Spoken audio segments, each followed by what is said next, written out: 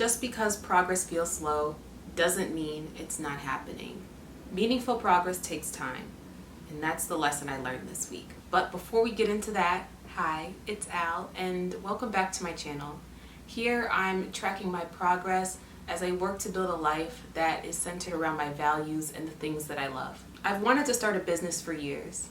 Now I'm putting in the work to make it happen. I set a goal to create a product for the business, and now I'm breaking that goal down into tasks. Currently, I'm creating a prototype in InDesign. And although I made a lot of progress this week, it didn't happen the way I thought it would.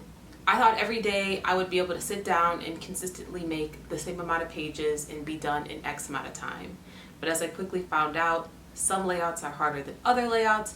Learning the program has its own difficulties within itself. And although some days were really good, some days were really slow, and it felt like no progress was being made at all. And although I completed about 80% of my tasks this week, the thought of progress kept coming up in my mind. And so I wanted to take a step back, gain some perspective, and ask, what does meaningful progress look like, and what's the best way to track it? One of the first things that I did was understand my goal. I had to ask myself, what was the purpose of me completing this goal? I want to create a product that actually solves a problem. I want it to be helpful not only to me, but to the people that are going to use it in accomplishing their goals, in learning their value systems, in actually getting things done that are meaningful to them. Creating a product like that is something that, for me, isn't going to happen overnight. It takes time. For a long time, I've understood progress as simply input-output. What you put in is what you get out. As I'm working on something new, it's becoming a little bit more complex. There are some days where I say I want to create 3 new page layouts, and I get it done. And you know what? I might even have time to create a 4th. But there are other days where I say I want to create 3 new page layouts, and I barely get done with 1. It can feel very discouraging in the moment, but again, I have to give myself perspective. In my last video, I talked about navigating procrastination and how I was going to be implementing a schedule to help hold me accountable and actually keep things moving. And that has really worked well for me.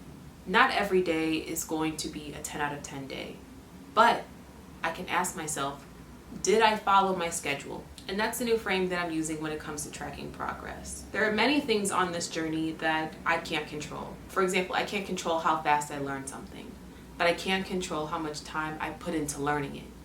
And so I've learned, as long as I am consistent with my schedule, that progress is being made no matter how it looks.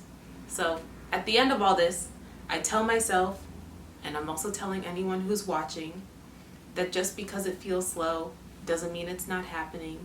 Be consistent, keep pushing, and understand, as long as you're working towards it, it is one step closer to getting done. So short, sweet, to the point, but nonetheless an update about how everything is going. Hope everyone is also staying consistent and on top of their goals. And please let me know down below if you guys have any tips on staying consistent or not being discouraged by slow progress. Until next time, bye.